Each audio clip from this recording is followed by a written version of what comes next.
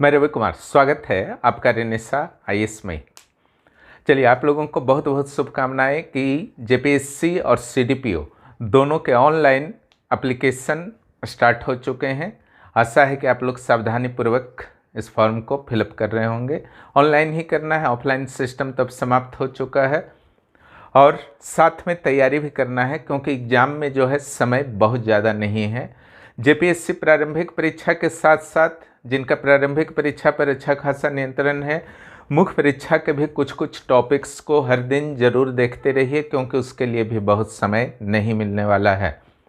CDPO के प्रारंभिक परीक्षा के भी डेट नहीं दिए गए हैं, लेकिन उसमें भी बहुत ज़्यादा समय नहीं दिया जाएगा, इसलिए प्रारंभिक परीक्षा में दिन रात एक करके लग जाइए। प्रारंभिक परीक्षा के यहाँ सीडीपीओ के क्लासेस चल रहे हैं और जेपीएससी पीटी के भी क्लासेस चल रहे हैं। चूँकि जेपीएससी पीटी का डेट दे दिया गया है, इसलिए 40 डेज के प्रोग्राम के अनुसार वहाँ पर पेपर 1 और पेपर 2 तीव्र गति से क्लासेस और चैप्टर वाइज टेस्ट चल रहे हैं। अंत में एग्जाम से पहले 2 टेस्ट कंप्लीट टेस्ट भी लिया जाएगा। जिनको समस्या आ रही है रणनीति बनाने में किस तरीके से स्टडी करना है, रेनेसा आईएएस से आप आराम से जुड़ सकते हैं और सीडीपीओ प्रारंभिक परीक्षा के लिए भी आप जुड़ सकते हैं। सीडीपीओ मुख्य परीक्षा के क्लासेस की जहाँ तक बात है वह मार्च महीने से शुरू हो जाएगी एलएसडब्ल्यू के साथ। फिलहाल प्रारंभिक परीक्षा हो रहे हैं, तो आज वीडियो बनाने का जो हमारा उद्देश्य था, चूँकि जेपीएससी प्रारंभिक परीक्षा और सीडीपीओ का शुरू हो चुके हैं और 3 चरण तो होते हैं जनरली सिविल सेवा के, प्रारंभिक परीक्षा, मुख्य परीक्षा और इंटरव्यू, लेकिन यह भी एक चरण ही है फॉर्म को अच्छी तरीके से भरना। आपके कास्ट सर्टिफिकेट रिलेटेड जितने भी इश्यूज हैं उसको अच्छी तरीके से समय पर रिसॉल्व कर लेना, अन्यथा फॉर्म को रिजेक्ट कर दिया जाता है। झारखंड में भारी संख्या में रिजेक्शन लिस्ट जारी होता है, सीजीएल हो, जेपीएससी हो, आपने पिछले एग्जाम्स में देखे हैं, या फिर आप हाल ही में एग्जाम्पल है सीजीएल का और बैकलॉग का। बैकलॉग में आधा लगभग जो है आपका रिजेक्ट हो गए, 3200-3400 बचे, उसमें 1600-1800 दिए हैं। इट मीन्स यहाँ पर भी भारी संख्या में रिजेक्ट किए जाएंगे, इसीलिए आप लोगों को बहुत सावधानी रखना है। और फॉर्म भरना भी समझ लीजिए तो एक चरण ही है एग्जाम का, चाहे सीडीपीओ हो या जेपीएससी प्रारंभिक परीक्षा हो, दोनों के लिए अत्यंत महत्वपूर्ण है। इसे ध्यानपूर्वक देखिए। यानी कि जब आप तैयारी कर रहे हैं, पूरे मेहनत से कर रहे हैं, फॉर्म ही गलत भर देंगे, कुछ टेक्निकल फॉल्ट कर लेंगे, कुछ गलत सर्टिफिकेट बना लीजिएगा, तो इसमें गड़बड़ी हो जाती है और आपका जो प्रारंभिक परीक्षा है, मुख्य परीक्षा का तैयारी जो है धरा का धरा रह सकता है। इसलिए सावधानी पूर्वक आपको भरना है। तो यहाँ पर फॉर्म भरने के दौरान क्या क्या सावधानी रखनी है उस पर ही चर्चा किया जाएगा।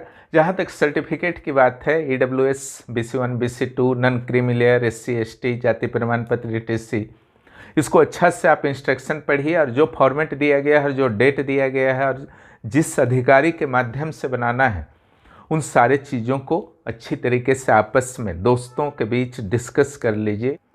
तो जहाँ तक जेपीएससी या सीडीपीओ ऑनलाइन की बात है, तो यहाँ पर ऐसे तो 7 चरण है, लेकिन यहाँ पर जो कुछ इम्पोर्टेंट चरण है उसको देख लीजिए। पहला रजिस्ट्रेशन है, दूसरा आपका इंस्ट्रक्शंस को पढ़ना, तीसरा जनरल डिटेल्स को भरना, चौथा फोटोग्राफ्स एंड सिग्नेचर, 5वां पेमेंट करना और प्रिंट लेना। पहला जो है रजिस्ट्रेशन आप जब तक नहीं करेंगे आपको ऑनलाइन फॉर्म को भरने नहीं दिया जाएगा। रजिस्ट्रेशन कैसे करना है आपको, तो यहाँ पर ईमेल एड्रेस और आपके मोबाइल नंबर दोनों के डिमांड किए जा रहे हैं। OTP जाएंगे आपके ईमेल एड्रेस पर और मोबाइल नंबर पर, उसको आपको भरना है, फिर पासवर्ड क्रिएट करना है और पासवर्ड क्रिएट करते ही आप लॉगिन हो जाएंगे। और जो भी आप पासवर्ड करेंगे और जो भी ईमेल एड्रेस या फ़ोन नंबर होगा वैलिड होना चाहिए, ध्यान रखिएगा। उसको सुरक्षित रखना है कि बाय द वे पासवर्ड आप भूल जाते हैं, ऐसे उसको नोट डाउन कीजिए और किसी को बताइए नहीं उस पासवर्ड को, और नोट डाउन उसको ज़रूर करके रखिए। फिर भी भूल जाते हैं तो आप अपने ईमेल एड्रेस या मोबाइल नंबर के माध्यम से ही प्राप्त कर सकते हैं, इसलिए इस चीज़ को ध्यान रखिएगा। रजिस्ट्रेशन जैसे ही आपका कंप्लीट होता है कि इंस्ट्रक्शन का पेज आपका खुल जाता है, वहाँ पर जेपीएससी ने यह आपको बता दिया है कि आपको किस तरीके से ऑनलाइन अप्लाई करना है। जेपीएससी अपनी ओर से पूरी तरीके से आपको क्लियर कंसेप्ट दे रहा है, आप अपनी ओर से गलती नहीं कीजिए। हो सके तो लैपटॉप या कंप्यूटर में पढ़िए, भरिए फॉर्म को, मोबाइल में मत भरिए, है ना। 10 तरह की समस्याएं आ सकती हैं, कई ऑप्शंस नहीं भी खुल सकते हैं, इसका ध्यान रखिएगा। इंस्ट्रक्शंस में जो विशेष रूप से मैंने देखा है उसमें यही दिया गया है कि अपने सिग्नेचर को आपको लेकर के बैठना है, जिसको स्कैन किया जाएगा, प्लस फोटोग्राफ जो कलर होना चाहिए, जिसमें दोनों आई स्पष्ट रूप से दिखना चाहिए, दोनों कान स्पष्ट रूप से आपके दिखने चाहिए। रिसेंट फोटोग्राफ, कलर फोटोग्राफ होने चाहिए, वो आपके पास रहना चाहिए, जो आपको अपलोड वहाँ पर करना पड़ेगा। क्लियर। इसके अलावा आपके पास एक वैलिड ईमेल एड्रेस होना चाहिए, मोबाइल नंबर होना चाहिए। क्लियर। और एडवर्टाइजमेंट को आप पढ़ चुके हैं, आयोग आपसे ऐसी आशा रखता है। उसके अलावा इतना जब आप पढ़ लेंगे तब आपको वहाँ पर एक्सेप्ट करना है कि हाँ मैंने डिटेल्स को पढ़ लिया है, उसके बाद आपका ऑनलाइन फॉर्म आगे बढ़ेगा। क्लियर। ऑनलाइन फॉर्म में आप जनरल डिटेल को भर देंगे, जनरल डिटेल जैसे ही आपका हो जाएगा तो एक साथ आ जाएगा फोटोग्राफ और सिग्नेचर। उसका एक लिमिटेशन दिया गया है, ठीक है, 5 KB से 5 MB तक फोटोग्राफ होना चाहिए, प्लस सिग्नेचर भी 5 KB से 5 MB तक होना चाहिए। ऑलरेडी आप रख चुके हैं पहले ही, है ना, आयोग ने पहले ही कहा था। उसके बाद जिनका भी जो शुल्क है पेमेंट कीजिए। आपको जैसे ही पेमेंट आप पूरा करते हैं, आपके पास ईमेल पर और फ़ोन नंबर पर कि आपका सबमिट जो हो चुका है फॉर्म, उससे संबंधित मैसेज आपको आ जाएंगे। प्लस यह कभी नहीं भूलना है कि जो भी फॉर्म आपने भरा है उसे प्रिंट निकाल करके सुरक्षित रख लेना है, और उसको वह भूलना नहीं चाहिए, है ना, वो सुरक्षित रखना है। उसमें सारे डिटेल्स आपके रहेंगे। डिटेल्स जो आपसे डिमांड किया जा रहा है उसको समझिए। हाँ, फोटो जो होना चाहिए जेपीजी फॉर्मेट में, पीएनजी फॉर्मेट में, जेपीईजी फॉर्मेट में होना चाहिए आपका फोटो, या फिर सिग्नेचर का, ये भी तो एक फोटोग्राफ के रूप में ही जाता है। जो जनरल डिटेल्स होगा, नाम आपका होगा और birth date, gender, marital status, क्रोनो में यही आपका है। नाम में आपका रहेगा, सबसे पहला नाम रहेगा, मध्य नाम रहेगा, अंतिम नाम रहेगा, ठीक है। तो मान लीजिए कि आपका नाम में मध्य में कुछ नहीं है तो पहला और अंतिम लिखिए, बीच वाले को छोड़ दीजिए। अगर 3 लेयर में आपका नाम है, क्लियर, जैसे राजेश कुमार गुप्ता आपका नाम है तो राजेश पहले लिखाएगा, कुमार फिर लिखाएगा, फिर गुप्ता। केवल राजेश कुमार है तो ऊपर राजेश, सबसे फाइनल में कुमार, बीच में खाली रहेगा। इस टाइप से आपको लिखना है। उसके बाद जो है बर्थ डेट, बर्थ डेट कैसा होना चाहिए, जो आपके मैट्रिक सर्टिफिकेट में है ना। मनमाने तरीके से बर्थ डेट नहीं लिखना है, पहला। दूसरा, गलती से भी गलती नहीं करना है। बर्थ डेट गलती कर दिए, रिजेक्शन के लिए तैयार रहिए अपना फॉर्म का। इस सब में स्टार मार्क जहाँ जहाँ दिया हुआ है वो सब अनिवार्य है, वो सब खाली मत छोड़िएगा, फॉर्म आगे बढ़ेगा ही नहीं। जेंडर, जेंडर तो लिख ही लीजिएगा। Marital status, marital status, married हैं, अनमैरिड हैं, एकदम सही सही जानकारी सारा देना है। कहीं भी गलत जानकारी जानबूझ करके मत दीजिएगा, किसी न किसी स्टेज में या सर्विस लगने के बाद भी वो समस्या खड़ी कर सकता है। उसके बाद ईमेल और मोबाइल नंबर वो आपका लिखा ही हुआ रहेगा, क्योंकि आप रजिस्ट्रेशन किए हुए हैं उन दोनों से। उसके बाद अल्टरनेट मोबाइल नंबर और आधार नंबर, ये 2 चीज़ डिमांड किया जाएगा, लेकिन वहाँ स्टार मार्क नहीं लगा हुआ है। इट मीन्स डालिए या नहीं डालिए, हमारी सलाह रहेगी डाल दीजिए। क्लियर। आपके बारे में जितना इन्फॉर्मेशन आयोग पास रहेगा उतना बेहतर है।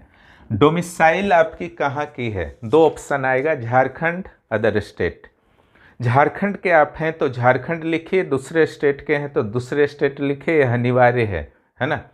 ऐसा नहीं है कि दूसरे स्टेट वालों को रोका जा रहा है, लेकिन सामान्य रूप से हर आयोग, बिहार हो, यूपी हो या झारखंड हो, हर जगह है डिमांड किया जाता है कि आप उस स्टेट के डोमिसाइल हैं या नहीं। इसका चयन पर आपका कोई भी प्रभाव नहीं पड़ेगा, तनाव नहीं लेना है। नेक्स्ट, चयन आपके मेरिट पर होगा, ओके, डोमिसाइल पर नहीं, इसलिए मेहनत कीजिए। कैटेगरी, जिस कैटेगरी से भरना चाहते हैं आप फॉर्म, अगर आप SC/ST OBC 1 BC 2 EWS में हैं तो उसमें भरिए, जनरल में हैं तो जनरल में भरिए, क्योंकि SC/ST OBC ETC में भरिएगा तो वहाँ आरक्षण का लाभ का एक संभावना आपका बना रहेगा। और आरक्षण के संदर्भ में किस तरीके से लाभ मिलेगा उसका एक वीडियो मैंने बना दिया है, आप देख सकते हैं, उपलब्ध है। ज़्यादा दिन नहीं हुए हैं, कुछ दिनों पहले ही बनाया, वहाँ पर डिटेल चर्चा मैंने किया है कि किस में भरना उचित है, किस में नहीं भरना है, ये सब के बारे में पूरी चर्चा वहाँ पर हुई, इसलिए यहाँ पर चर्चा नहीं कर रहा हूँ। नेक्स्ट, अदर कैटेगरी का भी एक सेक्शन, कैटेगरी के जस्ट बाद आपका आता है अदर कैटेगरी। क्या आप एक सर्विसमैन हैं जिनको उम्र सीमा वगैरह कुछ छूट मिलता है ना, क्षैतिज आरक्षण वगैरह की स्थिति में? अगर हैं तो हाँ लिखें, नहीं हैं तो नहीं लिखें, सब चीज़ सावधानी से करना है। इसके अलावा क्या आप झारखंड सरकार में 3 वर्षों तक लगातार सर्विस में रह चुके हैं? अगर हैं तो लिखिए, नहीं है तो नहीं लिखिए, उससे छूट मिलती है 5 साल की, है ना। नेक्स्ट, PWBD आप हैं या नहीं हैं, person with benchmark disability, clear. अगर PWBD में है तो ठीक है, यस कीजिए, अन्यथा नो कीजिए। यस जहाँ जहाँ कीजिएगा सारे का सर्टिफिकेट इंटरव्यू के टाइम आपको ओरिजिनल दिखाना होगा, मेंस के टाइम में फ़ोटोकॉपी भेजना होगा, इसलिए गलत कोई जानकारी नहीं देना है। यहाँ भले ही नहीं मांगा जा रहा, बाद में मांगा जाएगा। आइडेंटिफिकेशन, स्पष्टता जो आपका आइडेंटिफिकेशन है, कहीं कटा का निशान, तिल का निशान, जो प्रत्यक्ष आपका दिखता है चेहरा में, हाथ में, पाँव में, ठीक है, जहाँ आप दिखा सकते हैं, ऐसा कोई भी निशान स्पष्ट रूप से आपको देना है, ठीक है। यहाँ भी झूठ कुछ भी नहीं देना है, इसका विशेष ध्यान रखिए। नेक्स्ट जो है आपका डिवार्ड, क्या आप UPSC एग्जाम्स या किसी भी प्रतियोगी परीक्षा से निष्कासित किए गए हैं, डिबार किए गए हैं कि आगामी 5 वर्षों के लिए, 3 वर्षों के लिए आपको एग्ज़ाम नहीं देने दिया जाएगा? अगर किए गए हैं तो जानकारी देना है कि हाँ 3 साल के लिए मैं था, उसके बाद नहीं था, है ना, उसके बाद से 3 साल पार हो चुका है। अगर नहीं किए गए हैं तो नो लिख दीजिए, लेकिन झूठ जानकारी नहीं। रिलेटिव्स इन JPSC, क्या आपके कोई परिवारजन JPSC के कार्यालय में किसी भी पोस्ट पर, प्यून से लेकर के अध्यक्ष तक, ठीक है, किसी भी पोस्ट पर हैं तो छुपाना नहीं है ना, छुपाइएगा तो बाद में समस्या में पड़िएगा, इसकी जानकारी दे देंगे। इसके अलावा आपका फादर का नाम देना है, मदर का नाम जो अनिवार्य नहीं है, फादर का नाम अनिवार्य है, हस्बैंड का नाम, अगर मैरिटल स्टेटस में आपने मैरिड लिखा है तब यहाँ पर अनिवार्य दिखाएगा हस्बैंड का नाम, अगर अनमैरिड लिखा है तो हस्बैंड में अनिवार्यता वहाँ से हट जाएगा अपने आप, है ना।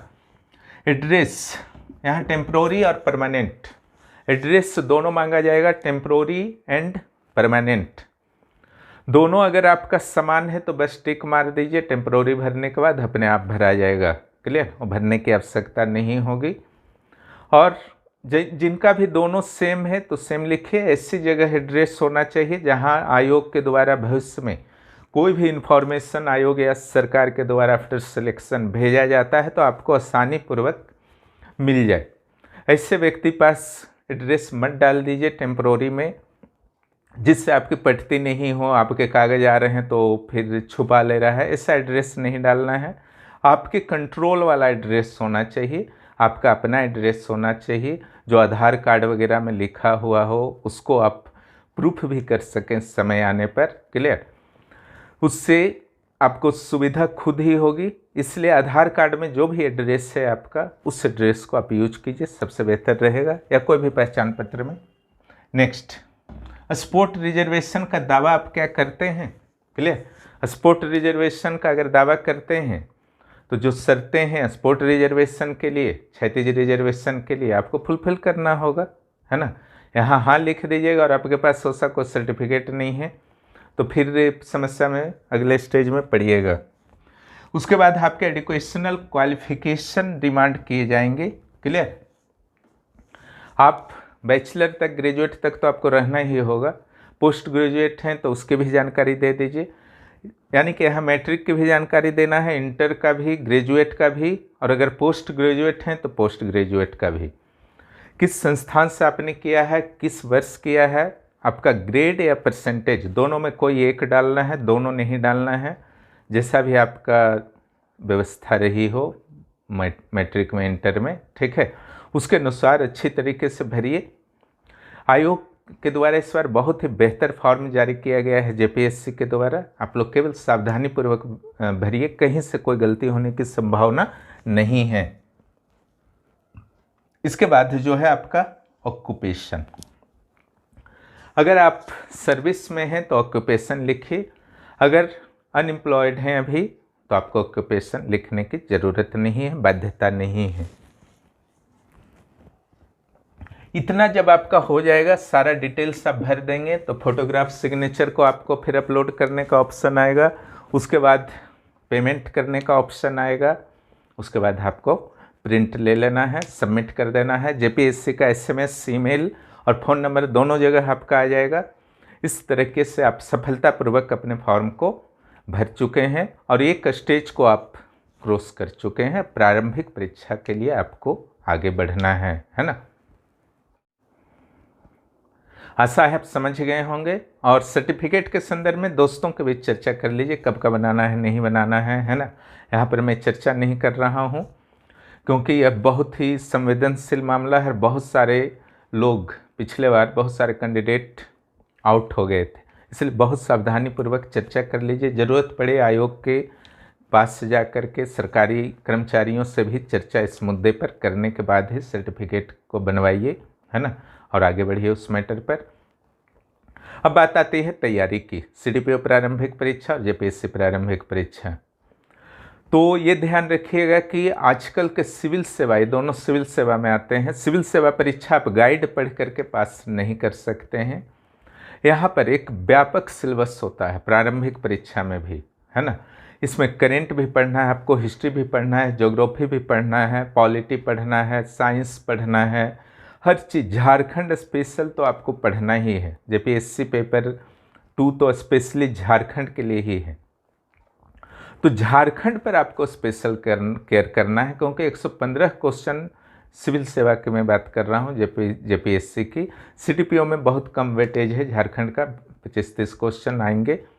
लेकिन जो सिविल सेवा परीक्षा है यहाँ पर आपका 115, क्योंकि फर्स्ट पेपर में भी कुछ क्वेश्चन आने। झारखंड अगर आप स्ट्रॉन्ग कर लिए हैं तो प्रारंभिक परीक्षा में रिजल्ट की संभावना बेहतर रहती है।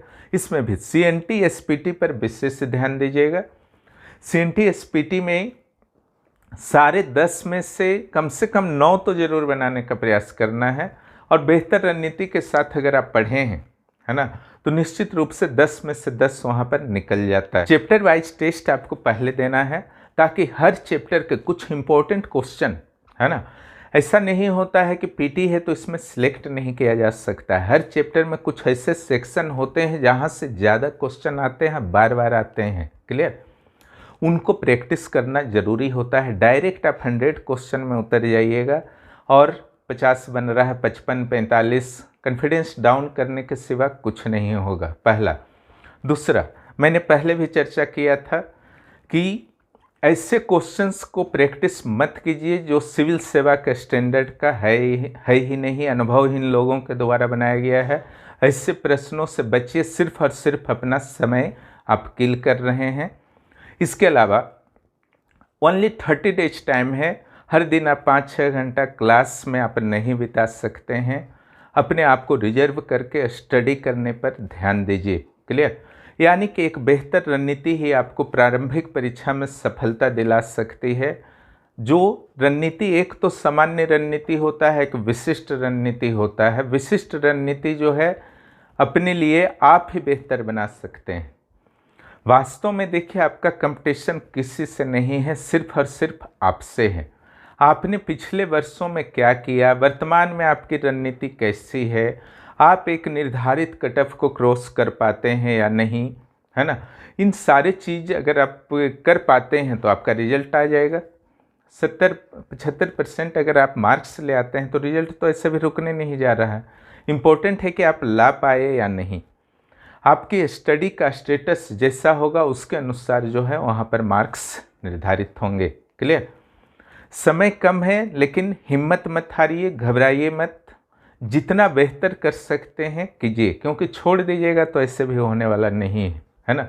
शुरू कीजिएगा, स्टार्ट कीजिएगा तो दो विकल्प आपके सामने होंगे कि या तो होगा या नहीं होगा प्रीलिम्स में, लेकिन छोड़ दीजिएगा तो एक ही विकल्प रहेगा कि नहीं होगा। इसलिए आज से अभी से शुरू कर दीजिए। और कोई भी समस्या आ रहा CDPO PT में, JPSC PT में, JPSC मेंस भी जिनको अभी से करना है, आप रेनेसा IAS से निश्चित रूप से जुड़िए, वहाँ पर बहुत लाभ होगा। और क्लासेस वहाँ पर बहुत ही तीव्र गति से और प्लान्ड वे में चल रहे हैं। वीडियो देखने के लिए बहुत बहुत धन्यवाद। जो भी इस चैनल पर नए हैं, चैनल को सब्सक्राइब करें और दोस्तों को भी इस चैनल के बारे में ज़रूर बताएं।